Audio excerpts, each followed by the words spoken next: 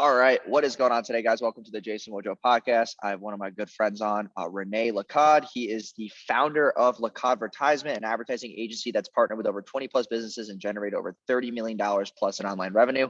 In addition to Lacad Advertisement, Rene has also founded other brands which have done millions of dollars in revenue, as well as consulted for many of social media's familiar faces.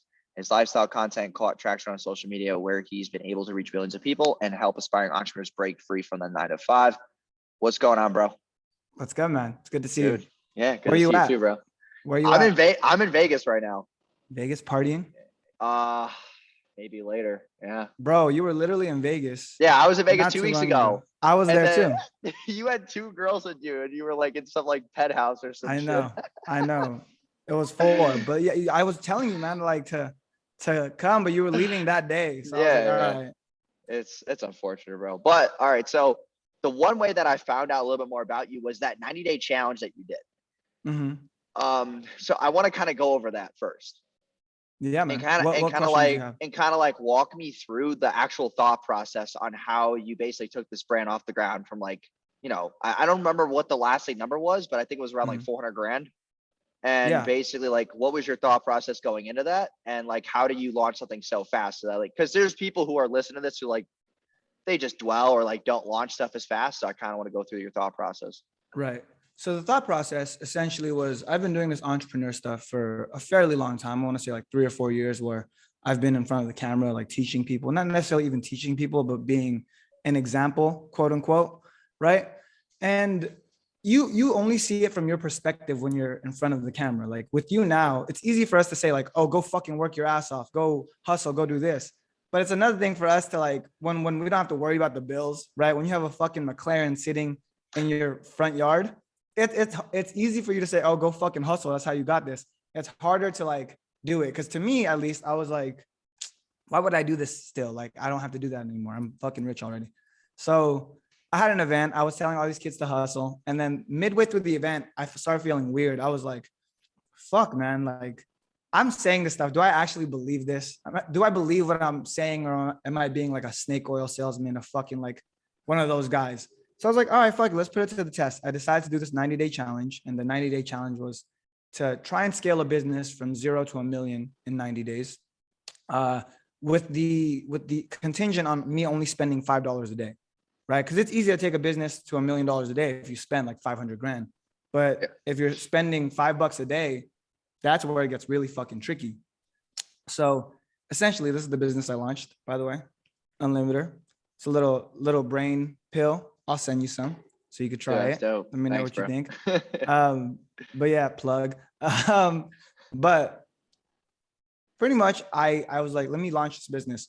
So first thing I needed to do was come up with an idea. I watched the movie Limitless. If you've seen that movie, I've seen that. Yep. This is sick. And ultimately, like, entrepreneurship is just solving problems. So I was like, that solves a problem right there if that existed.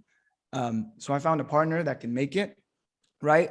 And this guy's like a older guy. So I approached him with this idea. I was like, hey, I can blow this up with marketing. I plan on doing like a 90-day challenge. Would you be able to get a product from me? Right? Like I can't bankroll it. If I could bankroll it, I would have just had the entire business by myself. But I was like, get a product from me. So I found a partner that was in this already, and he kind of trusted me. He was like, all right, fine. I'll find a product for you. Right. So he got the product made. And the tricky part was selling the product. This product is useless if you can't sell it. Right. You're a fucking badass at ads, marketing, lead gen. But that would all be useless if you couldn't find clients. Right. Your skills wouldn't be able to be used. So that was the thing. So I found the product, and I just went on this crazy journey of trying to market it. I tried Facebook ads with $5 a day, bro. Fucking fail. I started. That's panicking. Hard with $5, man. That's difficult, especially with iOS 14, man. That is a fucking stretch. Yeah. Well, so in my head, I thought like, I'm gonna make a fucking badass ad, and then I'm gonna just launch it for $5. I'll get one sale, then I'll like put that money back in and keep going. Bro, I spent $5, I think, for 2 or 3 days. And I was like, no sales. I was like, oh my God, my life is going to fall apart. This is going to be the biggest fail. I had already announced it on social media. So people Dude, were going to be like, that's what I was thinking. I'm like, bro, you go through this and like, you're going the 90-day route. And then like, you're like, oh shit, like day 17's here and not one sale, or like you're thinking like that. Bro, because after the first month, I only had like $1,000 in sales. After 30 days, I only had $1,000 in sales. The thing that like broke through it for me, because I decided like, okay, Facebook ads are not working. Let me reevaluate my strategy here. So what I did was I just created a bunch of social media accounts for the product. And I just started posting like viral-ish videos on there that would just get attention. And in the mix of all those, so let's say I would post a viral video, another viral video. And then in the mix of that, I would put a video of like this, like just totally plugging this, like a picture of it or a video of someone talking over it. Right. And like because the other ones were getting so much traction, this got some traction too. Like there was a video of this that got like 10,000 views for free. And then like I saw the sales come in, it got like $100, $200 in sales. I was like, no shit. So content might be the way to go about it. I just explored every single avenue. I think that's so important for entrepreneurs or anyone listening to this. If something is not working, try everything else. Like you can make anything work as long as you really go about it. Because people quit. Let's say they're building a brand, an e-commerce brand. They quit once Facebook ads don't work. They're like, oh, my ads didn't work. Nah. This is a scam. And it's like, no, you just didn't do enough things. Now, did you dive into like Snapchat and TikTok ads at all? Eventually, yeah. Okay. So TikTok is a funny story. I launched it, but then I guess it's like a supplement, so it's against TikTok's like rules. So they deactivated the account. Oh my God. So yeah, I did content and it started getting like $100, $150 a day in sales, which then I just did retargeting on Facebook for $5 a day, and that worked. So I had like $100, $200 a day coming in from sales, which was giving me more money to like then figure stuff out or like plan more. Like in the beginning, entrepreneurship is a game of like hustle, and then in the end, it's a game of chess. That's the way I look at it. Like right now, you're playing chess. You don't have to fucking work 24 hours a day anymore, right? Or 20 hours a day. You don't have to do that anymore. You're playing chess now. Jeff Bezos said it best. It's like his job isn't to hustle or do anything crazy. It's to make a small amount of executive decisions that affect the future of his entire company. Yeah. And that's like the whole 80-20 thing. It's like the 20% of things that I do now, because I like took myself out of the agency a good amount. But now what I focus on now is just sales systems, CRMs, because like, I know this is so weird, but for ad agencies that are having trouble scaling, it all comes down to lead flow. So I'm always doing like story ad variations, testing new landing pages, testing new webinars, testing new scripts. And then also on the back end, I'm optimizing the actual CRM. So like what happens to the lead once they come into our ecosystem? Do they get a ringless voicemail? Do they get a text? Do they get 3 emails over 3 hours? Like, what are those emails? Should I be doing social proof emails at first, then go into pitch? Like, there's so many different things that we're doing right now. And the CRM stuff, like the whole sales systems and shit, dude, that has been insane. Because like most businesses don't focus on that because it's like, it's complicated, first of all. Because when I first got in, I was like, holy shit, dude, this is like so confusing. And then the second piece is that it just requires like a fuck ton of knowledge in sales and like psychological triggers and like knowing what to say and the right time to say it. But yeah, like that's been the key, man. It's definitely the back end, because most people, like you were saying, people run e-com stores. They're like, oh, my Facebook ads don't work. Or they might be breaking even on their Facebook ads, or they might be losing money. Like I just had Craig Ballantyne on before this morning, and he was telling me how like, you know, like most business owners, the biggest businesses out there either break even or lose money on the front end. But how do they really make money? They make money because of high ticket sales and how they take that lead from like a lower qualified buyer to then a high ticket buyer. And that's like the whole nurture process. And that's the biggest thing. That's why I don't mind losing money on ad spend. And that's where you go from like business owner, well, not even business owner, but like, that's where you go from like aspiring entrepreneur who's like making a little bit of money to like a real business owner, when you don't care about ad spend, when you're willing to lose money on the front end and convert people on the back end. And that's like email, SMS, all that shit. And that's been the stuff that like I've been really trying to hone in on, because those are like the automations and the systems that like allow people to scale. Right. I think, well, ultimately it boils down to like lifetime value, but more than that, it's you're betting on yourself almost, that you know that you can get more out of your customer. I think a lot of the people fuck up because they assume, oh, I just need to get one sale. I need to get one sale. It's not a game of one sale, right? Like Apple gets you with one sale. It's a high ticket one. It's $1,000 for a fucking iPhone. But guess what? I've bought iPhone ever since iPhone fucking 5. I bought iPhone 6, iPhone 7, iPhone 8, iPhone 9, iPhone 10, whichever one we're on right now. They get you every single year. by Yeah. dropping a new model. Yeah, So that's the biggest thing is like the LTV of an iPhone buyer. Like the first year, I'm pretty sure they don't profit on you unless you buy mhm, Apple Care and you buy the headphones, whatever the hell else you want to buy. But right. that's where the companies really make money. Is all the Mhm, accessories and bullshit that they're selling. Like the AirPods have crazy margins because they're right. these little fucking things. You know what I'm saying? Like the cogs on it Yeah. are definitely not high. And then the other piece is like when you look at LTV, especially for a reoccurring model like we have, it's like who cares about how much you're spending on the customer in the first month? Because if you have good fulfillment, you have good processes and a good retention rate, then you can obviously scale your business with predictability. And that's the thing too with ads. It's like a lot of people who do lead gen and try to get booked calls, they're on this ceiling and they might have 2 sales reps and they're getting 10 to 15 appointments a day and they're making 100K a month. And they're like, how do I scale? I'm like, okay, instead of 2 reps, you get 4 and you spend twice as much on ads and book 30 appointments a day. And then you'll make 200 grand a month because that's your numbers. But business owners Mhm, don't keep their KPIs because they're too busy making money, too busy in the business and too busy fulfilling that they then lose touch of the numbers. So it's like, yeah, it's really interesting stuff. Because when I first started, I didn't think about shit like this. I was just like, hey, let me get clients. Let me just make money. Let me just be a part of the conversation. right. And then I hit a ceiling and I was like, all right, like I don't know what I'm doing wrong. And Right. then JC was like, dude, you don't have a CRM, you don't have shit in the back end. And I was like, damn. So, but that's it. It was really expensive, dude. When I got the CRM done, it was like fucking 30 grand. And I was like, Jesus. I was like, all right, I have to buy this though. I was Yeah. like, It costs to be the boss. I was like, damn, dude. But So yeah, let me ask you, just based, so I don't think your audience knows, I don't really know too much about your audience either, but they don't know how we met. This is our second time talking, I want to say. Second yeah, or I third think so. time, Yeah, outside of yeah. like little Instagram messages. Uh-huh. Um, what do you find like your audience? What do you find like your audience? What type of people are they? Most of them are aspiring agency owners. They're trying to get into the space of making money online and they're mostly in services. Mm-hmm. That's about probably 60 to 70%. The other 30 are like brick and mortar Shopify stores or just like common people. And I hate to say that, but like common people who work 9 to 5s who are just curious about the internet space. Right. And there's nothing wrong with that. I think Yeah. I think mine's like 60% are like common people that work 9 to 5s that just like seeing me bullshit. So there's Yeah. nothing wrong with that. Yeah. Well, I And was also gonna ask you because you came up fucking fast. And we talked about this early in like before we started the podcast. Dude, you came out of nowhere. You came out of nowhere. As far as the entrepreneur space, right? Like when I see the entrepreneur space, I see guys where I've seen them like 2 years ago. Oh, we ran into each other. And then like a year ago, we ran into each other. And then now we're both here at like this level doing this thing. With you, dude, I met you beginning of this year, February or something, yeah, February. February. Yeah. And then literally like I go back fast forward 6 months. This dude has fucking 1 million followers on Instagram.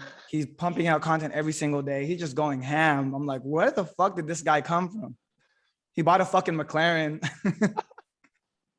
But dude, like that all came down to like okay, so I was into social media and doing Instagram, but then like Mhm. someone introduced me to like the celebrity giveaways and that Okay. whole game. And basically what I was doing was I was working with the people who were like solo contractors of the celebrity giveaways. Mm-hmm. And they wanted more customers. So I was like, hey, listen, like I can help you run ads and get more clients if you just help me get to where I want to be. And Right. that's where I was bartering. And I got to like the first 200,000 followers by bartering. And then Mm-hmm. after that, then like I was getting more attention because of the leverage and then the credibility of having a follower count. Then I used that to then run ads with, and we just spent more money on ads, and then it was easier to close people on the phone. Mm-hmm. So that's kind of like where it revolved into. And then I used the extra money that I was making to then hire this whole content team. That's like, and we Gotcha. repurpose a lot of shit. Like Right. I don't do any videos anymore. So we have an event once a month. That's a 2-day mastermind. That 2 days lasts me 45 to 60 days. Okay. And Yeah. that's with 2 IGTV videos, the quotes and all that stuff. Like we just revolve it and we're Right. just repurposing. No, that, And that's the name of the game. I do that too. yeah, If you look at all my yeah. content, I'm using content from fucking years ago. Yeah, and So it's I like feel it. it's like even small stuff that we'll use to automate the content, like these podcasts. Like we'll probably get 6 to 8 IGTVs from this. That's 4 days. Most people would say, Nice. "Oh, that's not a lot," but when I'm recording 5 podcasts a week, that could be a month alone. So like now we're transitioning from 9 posts a day I want to go for 15 soon. I don't know how that's going to work, but like, I really want to go down that route because we have enough content out from the podcast. That's So I crazy, think, bro. yeah. So I think that's the next ridiculous. move. Yeah. Do you feel like when you put out that much, that it affects your audience in any way? I mean, engagement definitely goes down, but at the same time though, like when we run ads, people will click my profile first and then either hit the link in my bio, which is the same landing page as the ad, or they go back and swipe up. So when they see that all the posts are like, holy shit, like this kid is actually doing it. Like this is wild. And what do they associate that with?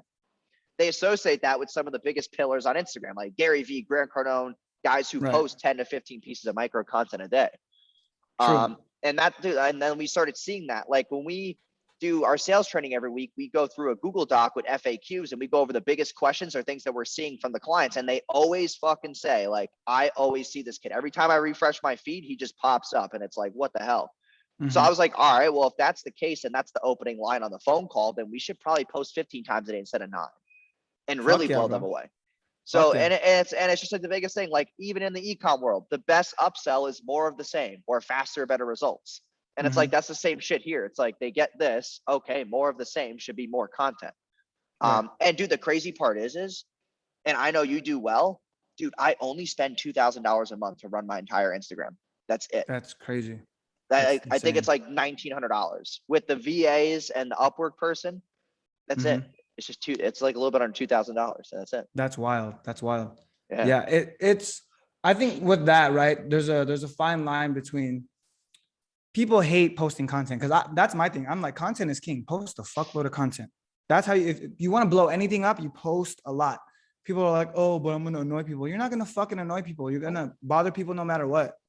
Yeah. Like it's better to be on someone's mind than like not thought about at all. That's the way I see it. Yeah, no. And that's, dude, like, that's the whole thing with hate too. Like the more you post, like even on TikTok, bro, I get so much fucking shit. I was going to ask you, like, how are you dealing with that? Cause trust me, we've all gone through it.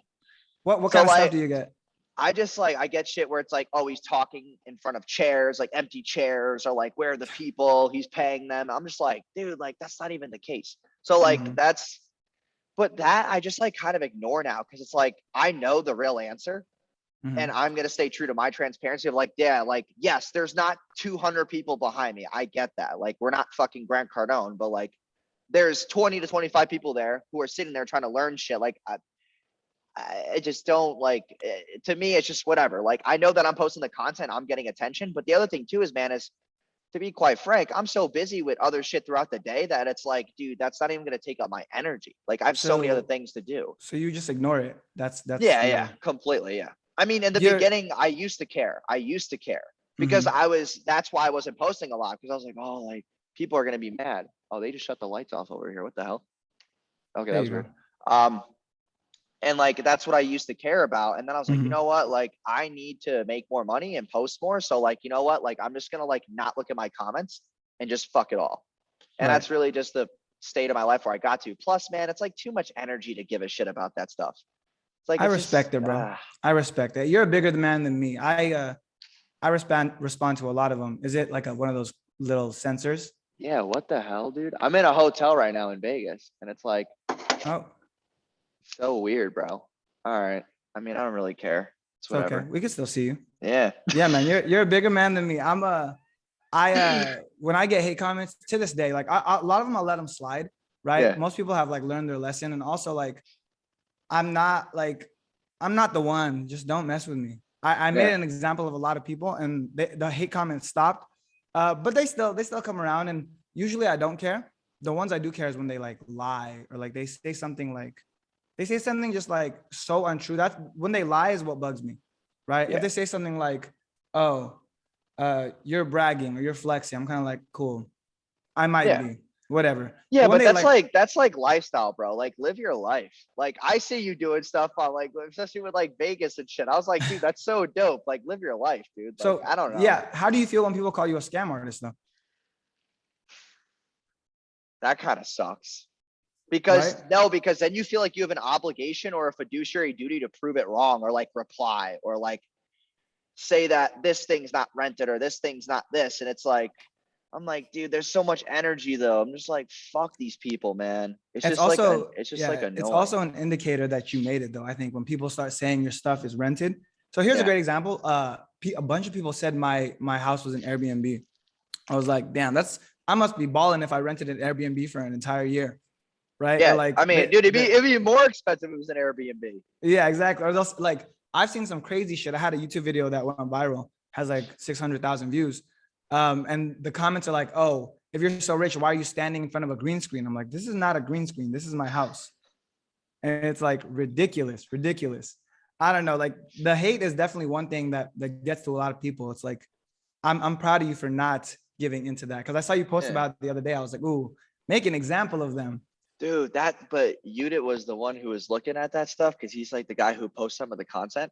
And Mhm. he was like, oh, dude, I'm gonna make this post about like fuck your negativity and fuck this and fuck that. And I was like, dude, that's like crazy funny. Cause like I don't actually control the quality of the post. I just let them do whatever they want. Now, Okay. obviously, like I don't want them posting like outlandish shit because Right. then that could offend somebody, whatever the case may be. So it's just like little small jabs here and there. Like when I posted all that stuff in my story about the TikTok comments, like he felt that it was congruent to make that post. I was Gotcha. like, that's kind of cool. I was like, all right, like fuck it, you know what? No, because some guy posted. I tell you on TikTok, I recently got a post taken down for bullying and harassment. So this is a funny story, actually. I'll share it with the podcast. Some kid, I made like a funny TikTok. I was just fucking around, like just doing my thing, like, oh, um, I said something along the lines of like entrepreneurs are lame because like they don't get bitches. Something stupid. It was a very Rene thing. And then some kid was like, "You're a TikToker. You don't get bitches either." And I'm not gonna lie, I was like a little bit lit. So I was like, all right, I'm Yeah. gonna respond to this one. And I put like a thing. It was just really bad. I said, oh, you follow 500 girls that don't even know you exist, and you're talking about me. Let me just show you a clip on here. My man went off. And it was literally like this, and I put it on TikTok, and so dude, this is the craziest part. This is like 2 a.m. I go to bed, and I wake up. The video has like fucking 100,000 views already. I'm like, oh my god. Oh shit. So it's like going viral, and everyone's like like attacking the guys, like huge L, you're a huge L, blah blah blah blah. And then like I was like, this is hilarious, and I was gonna delete it, and then I go back to delete it, and it was like, we've removed your thing because for violating community guidelines, like you're bullying and harassing someone. And I was like, I guess I was, but he started it, so it's like I don't really start things, I just finish them. Yeah. But because of stuff like that, people don't hate that much anymore. It's actually good. Well, obviously that's gonna get attention, dude. You're like right near a girl's ass. I feel like Yeah. that's like it's a good fucking pattern to interrupt for Right. sure. Well, Um, I think that's my zone of genius, right? And we talked about this a little bit at Jason Capital's thing. Because we had you in actually one of my videos, or it was Jason's video repurposed for me, but yeah, it yeah, was yeah.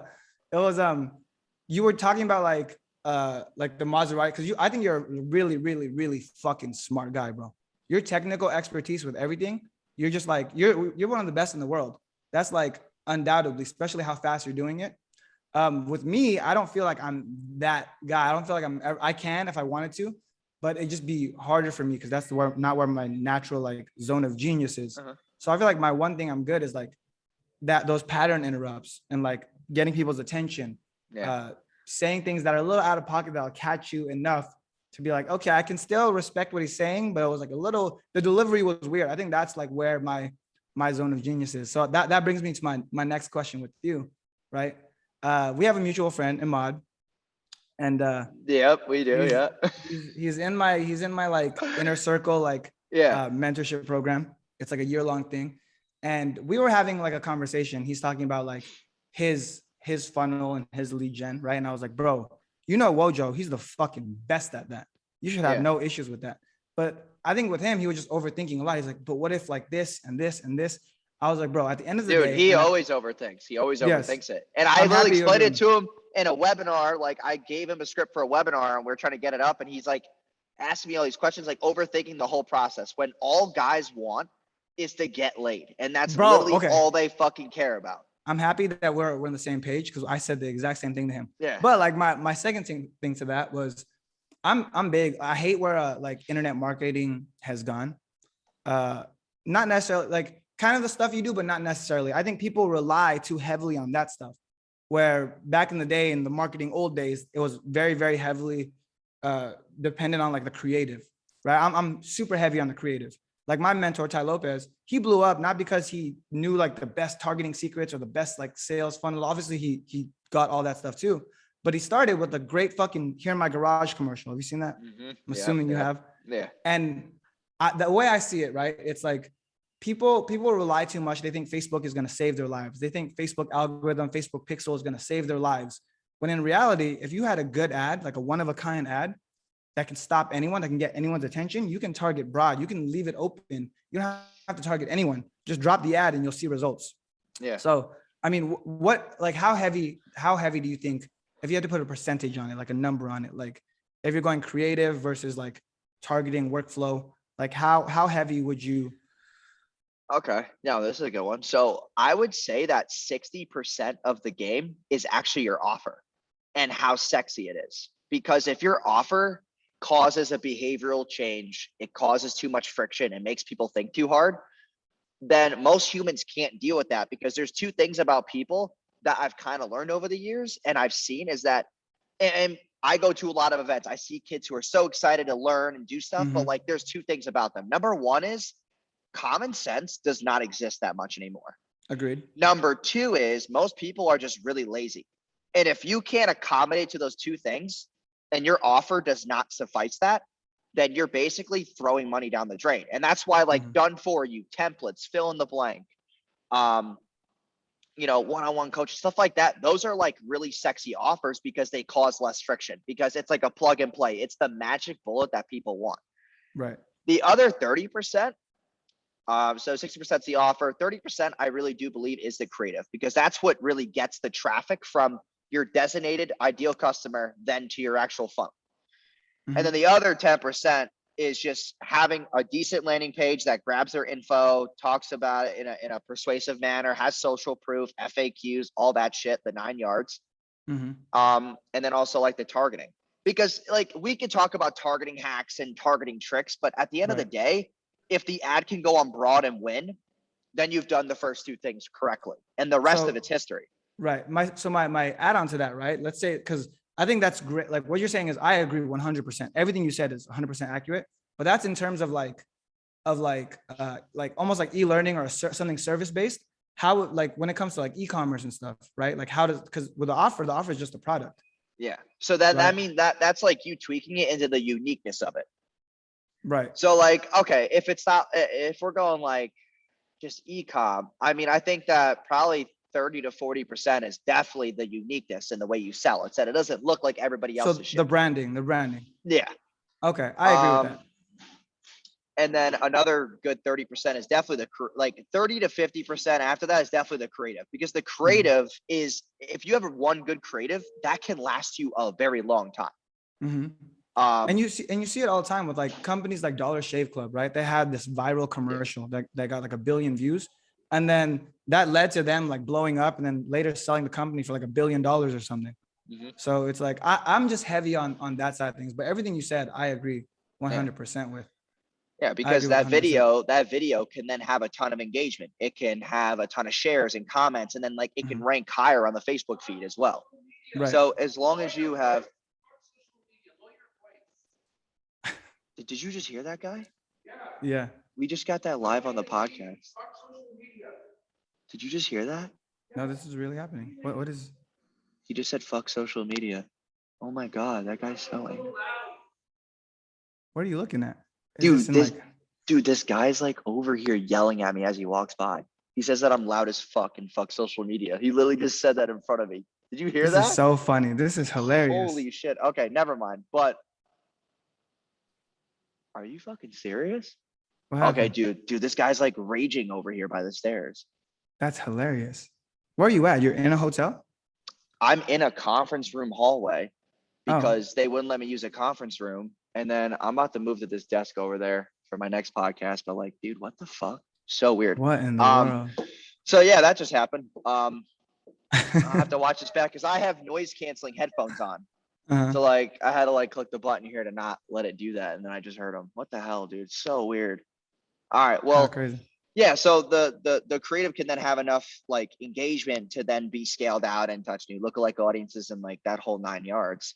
The other thing too is that a lot of people don't really focus on is how to increase the AOV. And I think that a good like, yes, you can have one good product, but if you don't have other products around it that can increase the AOV and are congruent and good upsells, then you're kind of putting yourself at the mercy of just that one purchase. And that's why Right. like, and it's cool to have volume discounts. It's cool to do that stuff on the actual front end. But at the same time, though, if there's not other products they can take with it to obviously that give them, more of the same or faster, better results, then you're at the mercy of having a lower AOV, which causes you to go harder on SMS and email. Right. So yeah, I mean, I'm a firm believer in just having more things that are congruent as like upsells So too. see, I agree. I think that's like so right now in my supplement line, we started with this one product, but we're as fast as possible, we're building out other products. So there's this one, we have one that's going to be like, this is like the focus one. Then we're going to have one for sleep. We're going to have one that's just a stronger version of this. So I agree. You have to have other stuff to like increase that AOV. But what would you say to like kids that are starting that can only start with one? Like what do you think is their best bet? Then they have to focus way more on like the sales copy, the uniqueness of it, the pricing, volume Mhm. discounts, um, or upselling to like a subscription based model where they can get Right. people on like a monthly basis. So that we did that as well. Yeah. Yeah, because if they only have one product, I mean, also though, it's more about like, having a higher customer retention too. So like, how long Mhm. does that bottle last? If it lasts 30 days, then in 30 days, they could get emails for the next 30 days, and then they could be a buyer in 30 days. Right. So like, that's where the LTV factor comes into play. So that's what I would Mhm. focus more on, is just getting more high quality customers into my pipeline, and then like having a more high quality ecosystem so that I can upsell them more over a 30-day period. Right. Do you have any econ brands yourself? No, I don't right now. No, Why don't you? Bro, I, you're I, like hearing you talk about this, you're exactly what like companies look for, what companies need to like build shit out. Because if So I was able, dude, I never got into my own thing. I don't know why. People ask me that. I'm like, dude, I just like never really. I just like doing it for other people for some reason, bro. I have this weird like emotional trigger of doing it. I don't know right. why. It's just like fucking Because weird. because with me, I started with like social media agency too. Then I realized I was the opposite. I was like, why the fuck am I building these $1 million brands for other people? And then they sell it for fucking $10 million. And I'm like, cool. I get fucking dick after doing all the work. It's like it sucks, bro. So I was like, let me just build my own. I might as well just do it and Yeah. build my own. No, That's man. why I honestly agree with that. It's maybe I will do something. I don't know. You kind of you just should like definitely. motivated me to figure it out. That would be because bro, everything you're telling me right now, I was like, this is like the type of dude that just like crushes life. You're just a life crusher. It's Yeah, no, man, it's good. It's yeah. good for people though. It's good for people to see like when the reason I love stuff like this, right? The reason I still go to like I don't go to as many like business events as you, but the reason I do go to some, right? I'm not even necessarily like gung ho on like all the business stuff, but I love seeing other people because I'm like I'm like competitive, so I'm like, well, I'm gonna fuck him up in a good way, not in a bad way. I'm like, I'm gonna pass it. Like it gets me fired up when I see stuff like this because I'm like, ooh, I need to go now. I need to Yeah. go. I think See, the because I one think thing that that I'm addicted to is sales. So like mhm, that's why I kind of think that I enjoy scaling on my own high ticket, because I like objections. I like when people give me objections. I like getting on the phone. I don't know, dude. It's like a weird rush that I get. And also building sales systems, training the sales reps. Like, I don't know why I fucking like that stuff so much, but that's what mhm, puts me on fire. right. Um, I don't know. It's just like if someone gets on a call, right, and they're a referral and they're like giving me some bullshit objection, like, oh, my card's not with me or like something, I just like ripping them a new asshole. What do It's you just say? like, What do you say to someone that says like, "Oh, I don't have my card with me"? I'm like, I'll go off the tangent, like, where the fuck are you right now? And they're like, I'm at home. Like, where the fuck? You don't have your card at home? Like, dude, let's be real here. Like, and I'll go at them. Like, I like going at people because I think that a lot of people grow up and they're really soft, Hmm. and they're Oh, not I agree. ever, yeah, they're not ever told the truth, or they're afraid to hear the truth. And that's why, like, on the phone, I'm like, the other day, this guy was on the phone with me, and I'm like, just like a 5K referral if I close this guy. And he's saying to me, like, oh, like, I'm in the middle of driving right now. I can't pull over. I'm like, dude, your voice sounds so clear right now. You're not driving. Like, Hmm. why the fuck would you take this call anyway if you were driving? Right. Like, you're gonna give me that much disrespect to be in the car and you're getting on the phone with me. And you make Hmm. them feel like shit where they have to then loophole and then prove themselves back to you. Right. And I was like, listen, man, like, you either pull over or you just tell me the fucking truth right now. Like, where are you? And then he basically gave it up and he was like, all right, man, like I get it. I was like, dude, like I got a referral from this person who I think very highly of. And for you to do this is disrespectful as fuck. And I called him Right. out. And most people won't do that because they're like, oh, you're going to lose the sale if you like act like a dick. And I went on the empathetic, but also like transparency side. I'm like, listen, man, like this is business. Like you got a referral. Like, why would you want to treat me like that? And you want to do business together? You hopped on the phone to do business with me. Why would I want to do business with somebody who's going to fucking lie to me? Right. And then, dude, I made him feel like, and he wound up paying.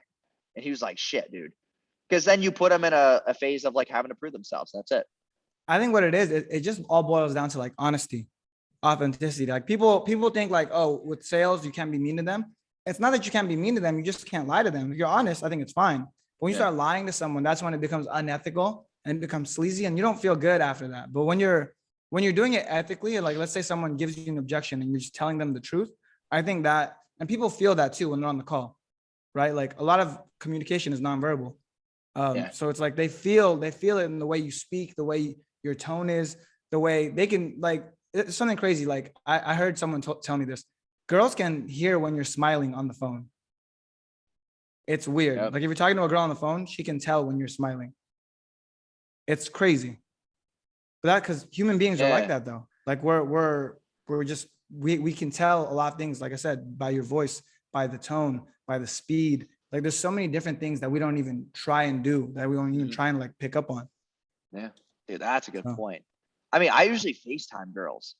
You FaceTime? Really, I mean, yeah, that's I usually good. FaceTime them, get a little bit like personal. I don't know. Well, that's the shit that like Ebot's been teaching me, dude. It's been pretty insane. So I was gonna ask you, right? How is because I know you were going through some like love life woes.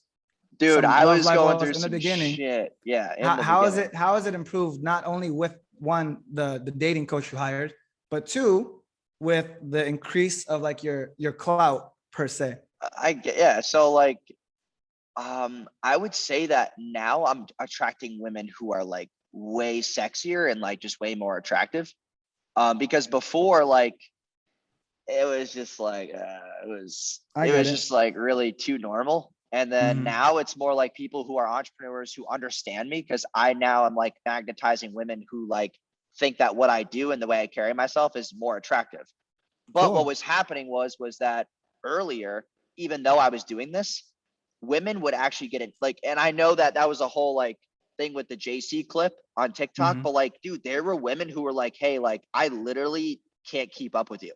Like, this is not going to work. And that's why I was saying the whole intimidation factor. Now, like, did they want to have physical relations? Yes. But when it went to, or try to go something else, like they felt way too intimidated, or like, this is too good to be true kind of factor. And that's why I brought that up at the event. And I was like, what the fuck? So how would you respond to that now? Knowing what you know now, like how would you approach something like that differently? I mean, I try to get with them on a certain ground level. Like, dude, last week, this is going to be great. Well, not last week, like 2 weeks ago, I was seeing this girl. Okay. And she lived in Tampa. And we were probably together for like 5 to 7 days, talking back and forth, seeing each other, doing things, like having fun. Now, she did not tell me this, but dude, she was a stripper. She never told me. And she was like, on day 6 or 7, she was like, hey, like I really like you. Like I want to see if we can like, get more serious about this, but do you mind that I still dance? And I'm like, you never fucking told me this. So that kind of like made me be like, listen, like it's not that I think that's bad that you're a stripper, but I think it's the environment that you're surrounded by that's kind of turning me off. Because you're at work, you come home, maybe you stay over the night. I know that 30 guys just touched you for the past 6 hours. And I don't think I'm okay with like dealing with that. So I was just like, hey, like, I don't think this is going to work. And it was good that she told me that and it didn't go further. Now, dude, the crazy part is she took that so seriously. She fucking quit her job and moved to New York like the next day. Like she literally texted me the morning after. She's like, listen, like you made me think about a lot of things.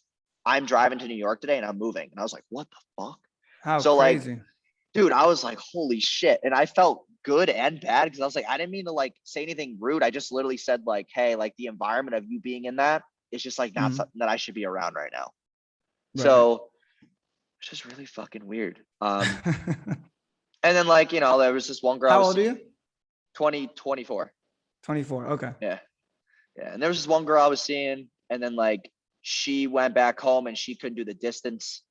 And I really Mhm. liked her. Like that was the one girl that I was like, hey, like this could actually work. Like she does the same shit I do. It's Mhm. really sexy. Like this is really good. Like there was no Weirdness, right? yeah, like no weirdness in the whole relationship. And then like she Mhm. just drifted away. She was like, hey, like I can't do distance. And I'm like, all right, whatever. So like it's all good. But I mean, yeah, I mean the girls that I'm attracted now are just a lot more like um I would say a lot more attractive mentally and physically. So That's cool, it man. it's good. Plus, I know how to talk to them better now because like the Mhm. texting and like like pattern interrupts. We talk about randomly FaceTime in the middle of the night or like doing something that's like a pattern interrupt and building intimacy, even if it's not in person. So Yeah, see, I don't know all that stuff when it comes to like girls. I was texting Ahmad the other day because we're gonna have lunch here in Miami, and he was just like texting me, and I was like, bro, is this what you fucking say to girls? Like don't text me this stuff. Because it was like I was like trying to plan lunch with him. He was just sending me a bunch of like lines and shit. I don't know. It seemed like a script. I was like, yeah, are you trying to like pick up artist me? Are you trying to do some shit right now, bro? But that's cool, man. It's cool. It's yeah, I love to hear it because people don't really believe me, right? Like I think guys, uh, they assume girls just want money, and it's not true. It really boils down to a lot of things. I think it's just becoming a man of value. And I tell mhm, people that all the time. Like money yeah, will change your love life, but not in yeah. the way that you think. It's And not like if an you yeah, automatic. and if you act like that authority, like you don't have to prove yourself. Like there's no attachment, there's no expectation. It's just like, hey, like this is who I am, and if you want to be a part of the story, then you have to like kind of act right in quotations. Because a lot of guys put too much energy into shit that's not even like a real thing yet. It's just like this what if situation or could be or Mhm. like they like this person. But realistically, like there's just nothing that's actually been fucking done yet to make it have enough attention anyway. And when you set that expectation of like, hey, this is just me and you, and I don't know if anything's gonna really happen, and I don't really give a fuck, and that's just the way it's gonna be, then it usually works out a lot better because then they think like, why does this guy not care as much? Why is he not trying as much? They feel like they have to catch up to that emotion. But I also feel like the one thing I had against like all that stuff, like the dating stuff, it's almost you making like love a game, and then like love is not something you can like make into Yeah, a game, yeah, right? yeah. So I think you're 100% right. I love seeing this Wojo that's like just so like, you're so in your pocket, bro. Like you've arrived. You're like there, right? Like because before it was like I don't know the vibe I got at least, and I didn't know you, so I could be 100% wrong. The vibe I got was kind of like he's figuring it out, right? That's why he's doing all this stuff. But like now it seems like you're so in your pocket, like you're just in flow always. You're just there and you're like, here's what I'm doing. Fucking get on board. That's the Oh vibe I man, get, that's man. dope. No man, that's dope. No, I mean, I'm just like really straightforward. I'd rather be more Mhm. straightforward with people than just like beat around the bush and shit. Right. Um, so I feel like that just like puts people down like a fucking shitty rabbit hole mentally. For Um, sure. just For sure. relationship wise too, not just business. So Uh, yeah, man. what do you think's next for you? Like what are you doing? Like how do you see the Um, next I hate fucking 5-year plans. I hate them because it's like you yeah, don't know yeah, what the yeah. fuck's gonna happen. How do Well, you see the yeah, next like year or two planning out? Or like what goals or aspirations do you have? yeah. I mean, I'm getting an office in Palm Coast, so we're scaling out the agency plus like a call center. So I would say like scaling the agency to like I want to do a mill a month. I want to be Mhm. able to just say that I did that, which is That's hard. crazy. I'm not Yeah. even close to that right now, but it's like I want to be able to get there. Mhm. So that's number one. Number two is like I want to get a lot, I guess, better at relationships and like getting in the right circles. So that's why I'm Mhm. doing this podcast, like just connect with more people, just like really get more personal with people. Because Right. I never know who I'll meet or who will give me this X and Y connection. The Mhm. third thing is more speaking events and finding a partner who I can see myself with long term. And that's like those are my three biggest things because I feel like I'm on this road and it's cool having cool people surrounded with me, but like at the same time, I'm not near family. Right. So even though I'm trying to learn to love myself a lot more, I'm still struggling with the fact of like, hey, like I'm sleeping in this bed alone. I have to, figure out this relationship shit. It's like it does get lonely sometimes. And that's why I Mhm. want to figure out that part of my life because I feel like I deserve to like find a partner and obviously be happy and have love in my life. Mhm. Um, because I'm doing all these cool things, but it's like, who do I enjoy it with? You know, who am Right. I really bringing with me and like sharing memories with and doing all that? So And you know what it is too? You know what's gonna make it more difficult for you? You're a very fucking smart guy. And girls don't like smart guys. They say they like smart guys, and I think they do, but like you're so smart. And with women, they're very like emotional. And women are smart too, but they tend to be higher EQ because they have more like estrogen, right? Men yeah. have testosterone, so it makes us real like logical. There was a tweet and it was like a meme, and I thought it was funny. Like I sent it to a girl that I was talking to. It was like it was like a girl was like, why did my guy just text me this? Because she was complaining to him, I guess. And the guy was like, okay, so are you done? Are you done with like the crying phase? Are you how to go? It was like, are you done with the crying phase? And are you ready for the solutions phase of like your grief? Because that's how girls are. Like they'll freak out about little things. And because like I said, when I've dated girls, they'll be like, oh my God, like my sunflower died. And I'm like, cool, go buy another one. Yeah. And they're like, no, but it's not that sunflower. And it's like, I don't know what the fuck to tell you. Go buy another flower. Like, are we gonna sit here for an hour and cry about your flower that died? Or are you Yeah. gonna go buy another one that's like $10 Yeah. at the store? True. Right. So it's harder for you because I can tell like you're a guy that's like, let's get shit done. Let's get it done. Right. And it's just one of those things where sometimes you gotta make time for that. You gotta accept that part of like, fuck, sometimes it's not always gonna be getting it done. Yeah. No, true, man. That is definitely true. So yeah, man. Dude, I appreciate having you on. Yeah. It was definitely a dope conversation. Really good to connect again. So Yeah, man. It's hopefully I good to see you talk to you. soon. Yeah, dude. Yeah, this was really good. Are you gonna be in Miami anytime soon? Maybe in the next month or two. Cool, Um, man. I was supposed to have an event there September 10th to the 12th, but then it got canceled. And I was like, shit. They had like a speaking event. They invited me, but then like it never went through. Like they didn't sell enough tickets. Mm. So I don't know. So the Well, tickets were shit, man. they're $10,000. I was like, fuck, man. I was like, what Yeah, the that's not hell? gonna happen. I was like, Jesus, dude. But yeah. All right, man. Shit, I might go to Tampa for yours. Dude, if you want to, dude, I'm so down for that. It'd be sick. And I could probably fit you in for like a speaking spot. That'd Because be we're dope. yeah, dude, we could definitely figure something out. Because Amma was telling me about that. And I was like, dude, like maybe we should just invite him. And that's why I was kind of gonna get to Yeah, that at the end of this. I'll But pull yeah, up. dude. It's literally right here. Yeah, dude. All right, cool. Yeah, Cool, let's figure dude. that out. Yeah, we got about 70 tickets sold right now. And Mm-hmm. then we're probably gonna get another 80 because I'm gonna start running ads tonight for it, just like a small ad, see if I can get some local Yeah, like Tampa people to swipe up and go. And then yeah, dude, that'd be dope, I'll man. fucking loop you in the mix for sure. Hell yeah. Sounds good, dude. All right, man. Sounds good, bro. I will talk to you soon. I appreciate you hopping in. And yeah, man, Have wish a you the good one, best. man. Take Yep. care. Talk soon, man. Peace.